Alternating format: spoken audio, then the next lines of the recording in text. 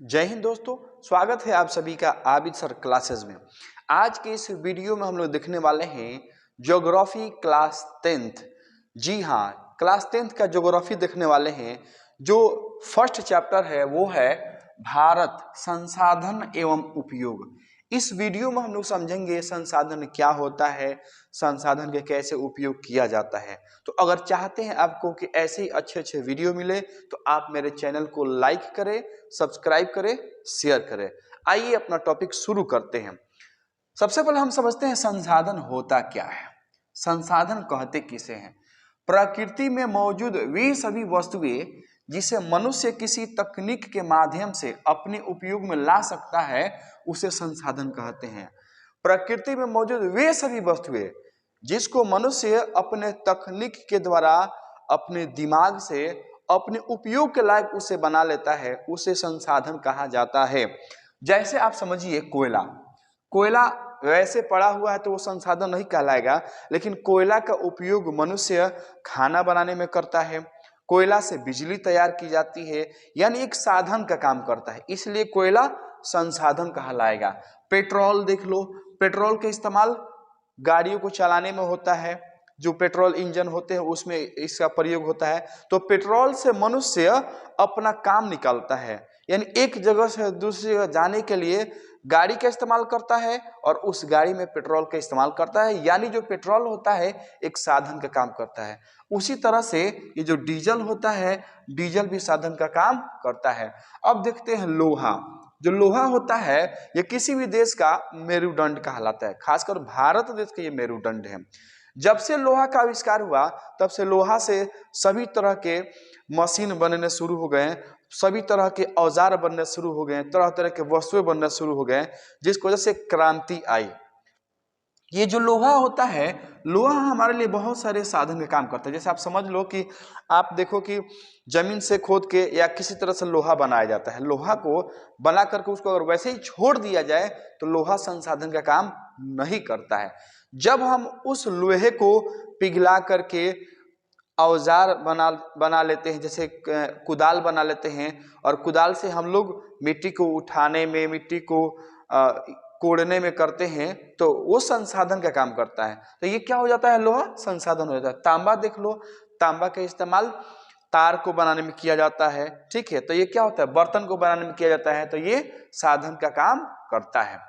अब आइए आगे देखते हैं हम लोग कि जो भूगोल शास्त्री हैं, एक जिमरमैन ने, अलग अलग भूगोल शास्त्रियों ने अपने हिसाब से संसाधन को परिभाषित किया। उसमें से एक भूगोल शास्त्री हैं जिमरमैन। इन्होंने कहा है कि संसाधन होते नहीं, संसाधन बनते हैं। कहने का मतलब कि संसाधन स्वयं नहीं बनते हैं, उसे बनाया जाता है, ठीक है।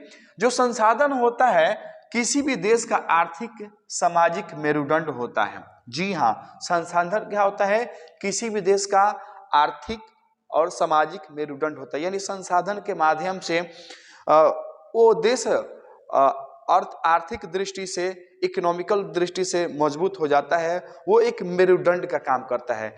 जिस भी देश के पास प्राकृतिक संसाधन है, जो देश प्राकृतिक संसाधनों से संपन्न है, आज वो देश विकसित है। जैसे कि रूस हो गया, जापान हो गया, चाइना हो गया, अरब अमीरात। आप देख सकते हैं कि इन देशों में बहुत ही ज्यादा प्राकृतिक संसाधन है, वो प्राकृतिक संसाधनों से संपन्न देश हैं, और उन प्राकृतिक संसाधनों का प्रयोग वहां के लोग अपने तकनीक के माध्यम से तरह तरह से करते हैं, जिसकी वजह से उसे कुछ इनकम होता है और उस इनकम का प्रयोग उस देश के विकास में किया जाता है, जिसकी वजह से वो देश संपन्न होता है, वह देश विकसित हो जाता है। इसलिए कहा जाता है कि जिस देश के पास प्राकृतिक संसाधन है वो विकसित देशों के श्रेणी में आता है, ठीक है।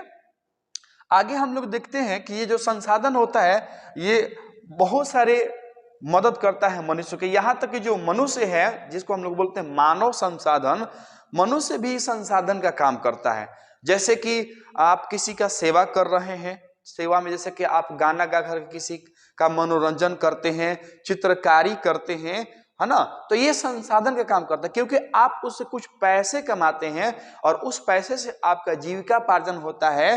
तो चित्रकारी करना, गाना गा के किसी का मनोरंजन करना, यह क्या है, एक तरह का संसाधन है। बैंकिंग क्षेत्र में चले जाइए तो बैंकिंग क्षेत्र में लोगों की सेवा करते हो, जो कर्मचारी होते हैं वो लोगों की सेवा करते हैं, यानी वो एक तरह की सेवा कर रहे हैं। मैं आपको पढ़ा रहा हूं तो मैं आपकी सेवा कर रहा हूं, तो यह भी एक संसाधन का काम करता है।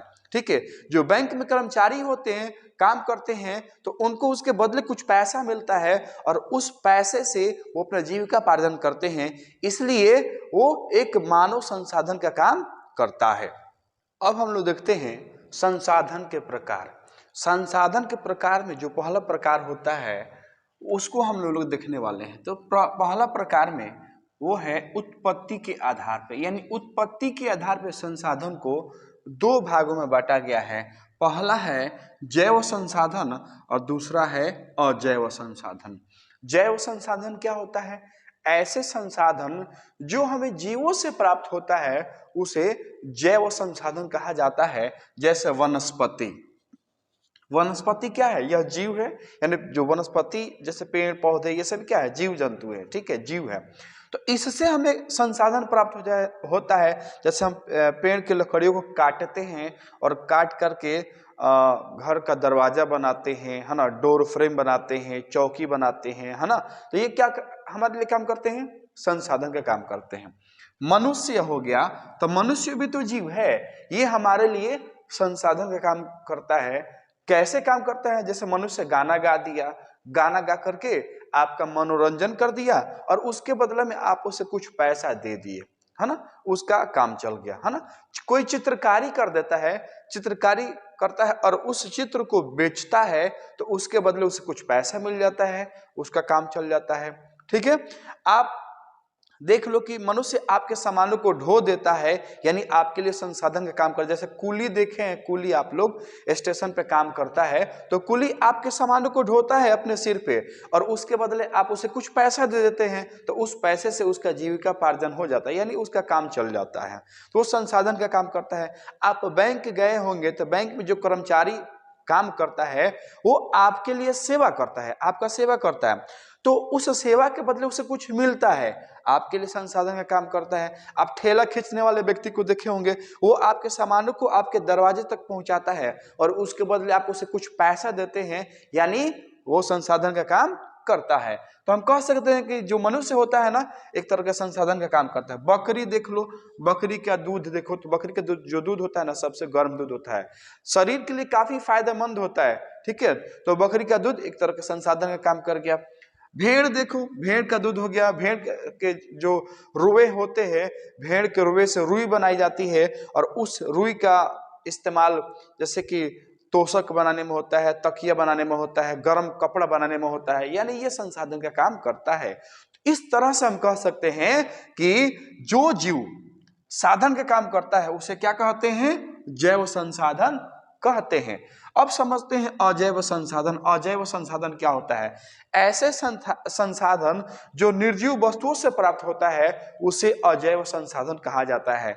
जैसे चट्टान हो गया, चट्टान देखे हैं पहाड़, तो पहाड़ों को तोड़ा जाता है और तोड़ करके छोटे छोटे टुकड़े बनाए जाते हैं और उसे गिट्टी, जिसको आप लोग कंकड़ कहते हैं, और उस कंकड़ का प्रयोग घरों में किया जाता है, घर बनाने में किया जाता है, संसाधन का काम कर गया। ठीक है, उस जो पत्थर होता है, पहाड़ों का पत्थर है ना, उस पत्थर को पुल वगैरह बनाया जाता है, तो पानी से जो मिट्टी के कटाव रोकने के लिए उस पत्थर को रख दिया जाता है, संसाधन का काम करता है।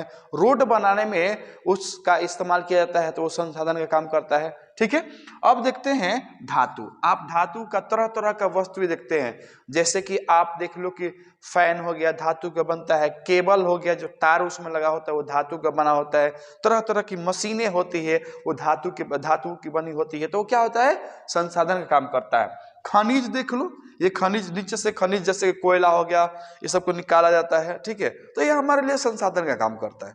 इस तरह से कह सकते हैं कि चट्टान, धातु, खनिज ये क्या होते हैं, एक अजैव संसाधन होते हैं। दूसरा प्रकार देखते हैं संसाधन का उपयोगिता के आधार पर। उपयोगिता के आधार पर संसाधन को दो भागों में बांटा गया है। पहला नवीकरणीय संसाधन और दूसरा अनवीकरणीय संसाधन। आइए समझते हैं नवीकरणीय संसाधन क्या होता है। ऐसा संसाधन जिसे भौतिक विधि, रासायनिक विधि या यांत्रिक विधि द्वारा नवीकृत किया जा सकता है, उसे नवीकरणीय संसाधन कहा जाता है। अच्छे समझिएगा कि ऐसा संसाधन जिसे भौतिक विधि, रासायनिक विधि या यांत्रिक विधि के द्वारा नवीकृत किया जाता है, उसे कहा जाता है नवीकरणीय संसाधन। जैसे कि सौर ऊर्जा, ये सौर ऊर्जा होती है, सूर्य से प्राप्त होने वाली जो ऊर्जा है उसे सौर ऊर्जा कहते हैं। अब ये ऊर्जा को हम इस्तेमाल नहीं करते हैं तो ऐसे ही पड़ा हुआ रहता है, लेकिन यांत्रिक विधियों से यानी सोलर प्लेट लगा लेते हैं और सोलर प्लेट लगा करके उससे बैटरी चार्ज करते हैं और उसका इस्तेमाल रात में हम लोग लाइट जलाने में करते हैं। एक तरह का ये संसाधन का काम करता है। ठीक है। पवन ऊर्जा हो गया, पवन ऊर्जा यानी जो पवन से एनर्जी मिलती, पवन का मतलब हो गया हवा, हवा से जो एनर्जी मिलती है उस एनर्जी को हम लोग इस्तेमाल करते हैं पवन चक्की लगा करके। पवन चक्की जब लगा देते हैं तो उस पवन चक्की से बिजली बनाई जाती है, बिजली तैयार की जाती है और उस बिजली का प्रयोग अपने उपयोग में करते हैं। इस तरह से ये जो पवन ऊर्जा होता है हमारे लिए एक संसाधन का काम करता है। जल हो गया, जल भी क्या होता है, संसाधन का काम करता है। जल के माध्यम से भारी जहाजों को एक देश से दूसरे देशों में भेजा जाता है। बहुत ज्यादा सामानों को कंटेनर के द्वारा जहाजों में लाद दिया जाता है और उससे भेज दिया जाता है, यानी जल भी हमारे लिए संसाधन का काम करता है। विद्युत हो गया, विद्युत से आजकल बहुत सारी चीजें चल रही है, जैसे कि फैन, विद्युत, ये बैटरी वाली आपकी गाड़ी हो गई है ना, आप देख लो, टीवी हो गया, बहुत सारी चीजें चलती है विद्युत से। तो विद्युत भी क्या होता है, एक तरह का संसाधन का काम करता है। और मैं आपको बता दूं कि ये जो संसाधन होता है इसका उपयोग हम लोग एक बार नहीं अनेकों बार कर सकते हैं। ये इस प्रकृति में असीमित मात्रा में है, इसका कोई लिमिट नहीं है। जितना उपयोग करें उतना हम कर सकते हैं इस संसाधन को। अब हम देखते हैं अनवीकरणीय संसाधन। अनवीकरणीय संसाधन क्या होता है, आइए समझते हैं। तो ऐसा संसाधन जिसका एक बार उपयोग होता है उसे अनवीकरणीय संसाधन कहा जाता है। जैसे कि जीवाश्म ईंधन, यानी जिस संसाधन का प्रयोग हम लोग मात्र एक बार करते हैं उसे अनवीकरणीय संसाधन कहा जाता है। जैसे कि जीवाश्म ईंधन यानी जीवों से प्राप्त होने वाला जो ईंधन होता है उसको हम लोग बोलते हैं जीवाश्म ईंधन। जैसे कोयला हो गया, जीवाश्म ईंधन होता है। कोयला कैसे प्राप्त होता है, जैसे कि नीचे जमीन में हजारों वर्ष पहले इस पृथ्वी पर पेड़ पौधे थे और स्थलाकृति में परिवर्तन होने के कारण वो पेड़ पौधे नीचे दब गए और ऑक्सीजन की अनुपस्थिति में वो अपघटित हो गए और कोयला का रूप ले लिए। तो उस कोयला को खोदा जाता है, यानी उसकी खनन की जाती है, पता लगाया जाता है, खनन की जाती है, उसको निकाला जाता है और उसका इस्तेमाल किया जाता है। बस एक बार हम उसका इस्तेमाल करते हैं, उसके बाद से वो बेकार हो जाता है। ठीक है। पेट्रोल देख लो, पेट्रोल अनवीकरणीय संसाधन होता है क्योंकि पेट्रोल का इस्तेमाल हम एक बार करते हैं। जो पेट्रोल जल गया, क्या जला हुआ पेट्रोल से हमको फिर से मिल जाएगा पेट्रोल? नहीं मिलेगा। आप देखो डीजल हो गया, डीजल का हम एक बार इस्तेमाल करते हैं। और आप देख सकते हो गैस, प्राकृतिक गैस हो गई जैसे एलपीजी, सीएनजी, ये सभी क्या होते हैं, अनवीकरणीय संसाधन होता है। इसकी मात्रा इस वातावरण में, इस प्रकृति में सीमित है। इसका प्रयोग एक बार करेंगे फिर दोबारा नहीं कर सकते हैं, इसलिए इस संसाधन को कहा जाता है अनवीकरणीय संसाधन। संसाधन के प्रकार में जो तीसरा प्रकार है वो है स्वामित्व के आधार पर, यानी मालिकाना के आधार पर संसाधन को चार भागों में बांटा गया है। पहला कौन है, व्यक्तिगत संसाधन, दूसरा है सामुदायिक संसाधन, तीसरा है राष्ट्रीय संसाधन और चौथा है अंतरराष्ट्रीय संसाधन। आइए हम लोग सबसे पहले समझते हैं व्यक्तिगत संसाधन क्या होता है। ऐसा संसाधन जिस पर किसी खास व्यक्ति का अधिकार होता है उसे व्यक्तिगत संसाधन कहते हैं। जैसे कि जमीन हो गया, कार हो गया। आप देखो कि इस पर आपका अधिकार है। जैसे आप साइकिल खरीदे हो तो उस पर आपका अधिकार है, वो आपके लिए संसाधन का काम करता है, तो आपका व्यक्तिगत संसाधन हो गया। आप जो फोन चलाते हो, उस फोन से किसी से आप मिनटों में बात कर लेते हो, सेकेंडों में बात कर लेते हो, तो आपका साधन है, यानी आपके लिए वो संसाधन का काम करेगा। ठीक है, आप बाइक खरीदे हो, बाइक से आप एक जगह से दूसरी जगह से नहीं चले जाते हो, वो आपके लिए संसाधन का काम करता है। तो ये व्यक्तिगत संसाधन है। हाँ, आप देखो कि जो व्यक्तिगत संसाधन होता है उसके बदले आपको कुछ सरकार को टैक्स देना पड़ता है। जैसे कि आपके पास जमीन है तो जमीन का आप रसीद कटवाते हैं ना, हर साल मालगुजारी कटवाते हैं ना, तो उसके बदले आपको कुछ टैक्स देना पड़ता है। अब समझते हैं सामुदायिक संसाधन, ऐसा संसाधन जिस पर पूरे समुदाय का अधिकार होता है। जिस संसाधन पर पूरे समुदाय का अधिकार होता है उसे सामुदायिक संसाधन कहते हैं। जैसे आप देखो शमशान घाट, शमशान घाट बताइए क्या किसी एक आदमी का होता है? नहीं होता है। जो भी व्यक्ति मरता है, गांव, जैसे मान लो कि गांव में एक शमशान घाट बना हुआ है, गांव के बाहर, गांव में नहीं, माफ करिएगा, गांव के बाहर एक शमशान घाट बना हुआ है। अगर गांव में कोई व्यक्ति मर जाए तो उस व्यक्ति को उस शमशान घाट में ले जाया जाएगा, वहां पे जलाया जाएगा या दफनाया जाएगा, जो भी किया जाएगा। तो ये क्या हो जाएगा? सामुदायिक संसाधन हो जाएगा। अब मस्जिद हो तो मस्जिद में सिर्फ एक आदमी नमाज नहीं ना पढ़ सकता है, मस्जिद सबका है तो सब लोग नमाज पढ़ सकता है। मंदिर है तो मंदिर में कोई एक आदमी जाके पूजा नहीं ना कर सकता है, कोई भी जा सकता है, कोई भी पूजा कर सकता है। आप देख लो कि सार्वजनिक पार्क हो गया, तो क्या पार्क में कोई एक व्यक्ति जाएगा? नहीं। जब सार्वजनिक है यानी सबके लिए, तो उसमें सब लोग जाएगा। रेलवे संपत्ति देख लो, वो सार्वजनिक होता है यानी सबका संपत्ति होता है, वो क्या है? सामुदायिक संसाधन है। आप देख लो खेल का मैदान हो गया, तो खेल का मैदान जो होता है सबके लिए होता है, तो वो क्या हो गया? सामुदायिक संसाधन हो गया। ठीक है, अब समझते हैं राष्ट्रीय संसाधन। राष्ट्रीय संसाधन क्या होता है? ऐसा संसाधन जिस पर ऐसा संसाधन जिस पर देश के सरकार के अधिकार होता है उसे राष्ट्रीय संसाधन कहा जाता है। राष्ट्रीय संसाधन किसे कहते हैं? जिस संसाधन पर भारत सरकार का अधिकार हो, यानी किसी भी देश के सरकार का अधिकार होता है, उसे राष्ट्रीय संसाधन कहते हैं। अब जैसे मान लीजिए कि आपके पास जमीन है, ठीक है, और पता चला कि आप वहां पे घर बना रहे हैं और नींव खोदवाने गए, तब तक उसमें से पेट्रोल, जो पेट्रोलियम है ना, पेट्रोलियम का पता चला कि नहीं इसके नीचे पेट्रोलियम है, तो अब ये आपका जमीन नहीं रहेगा।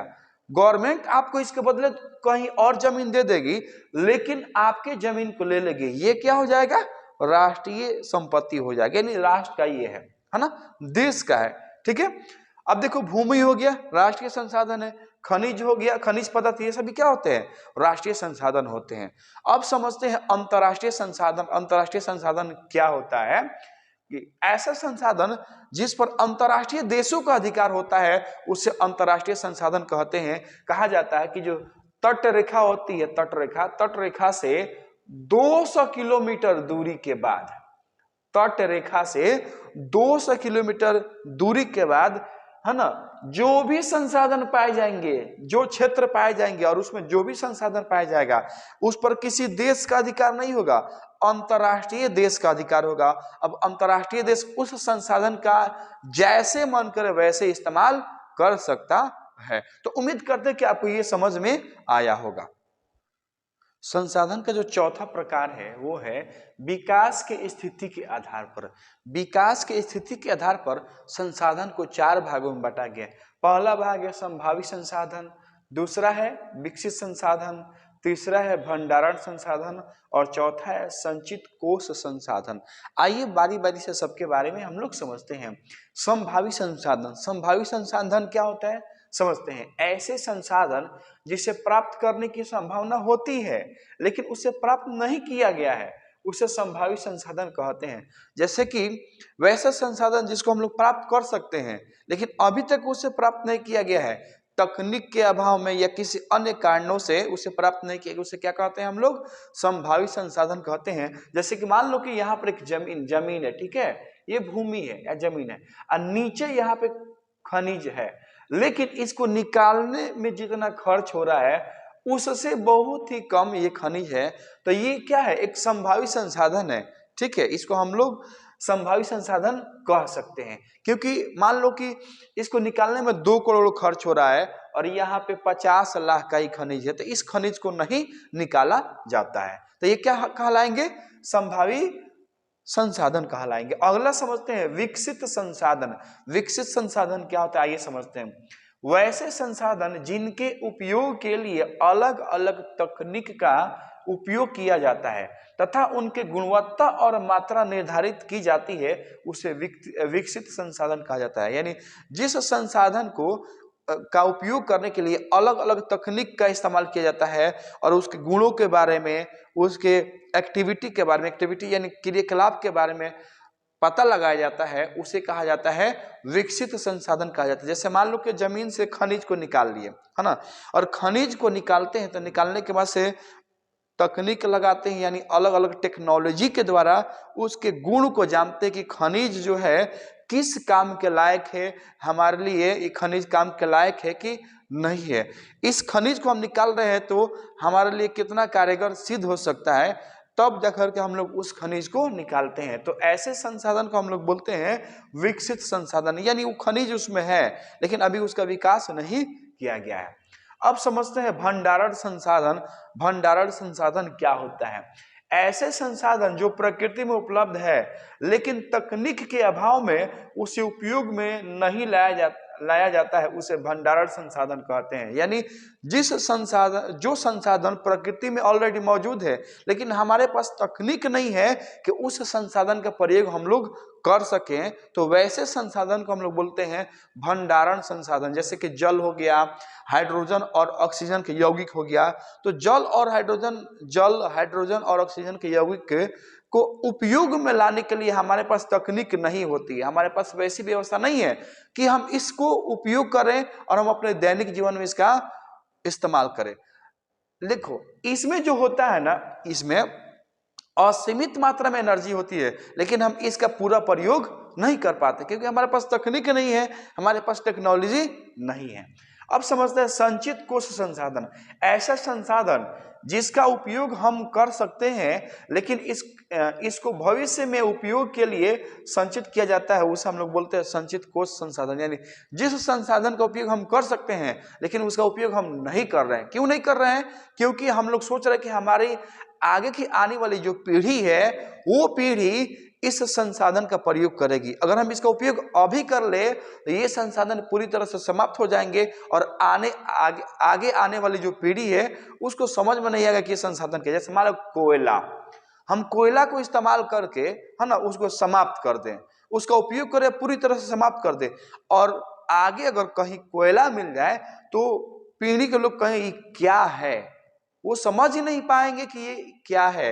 यानी उन पीढ़ियों के लिए हम लोग इस संसाधन को संचित करके रखते हैं, बचा करके रखते हैं, इसलिए इसे कहा जाता है संचित कोश संसाधन। अब देखो जिस तरह से आजकल हम लोग प्राकृतिक संसाधनों का प्रयोग कर रहे हैं तो आने वाले 200-300 सालों में ये समाप्त हो जाएंगे, ठीक है। और जो आगे की पीढ़ी होगी उसे समझ में नहीं आएगा कि यह क्या है और उन्हें बहुत सारी दिक्कतों का सामना करना पड़ेगा। इसलिए हमें चाहिए कि जो प्राकृतिक संसाधन है जो समाप्य हैं उसका इस्तेमाल हम लोग सोच समझ के करें। उम्मीद करते हैं कि आपको आज का वीडियो अच्छा लगा होगा। अगर आप चाहते हैं कि आपको ऐसे ही वीडियो रोज मिले तो आप मेरे चैनल को लाइक करें, सब्सक्राइब करें, शेयर करें।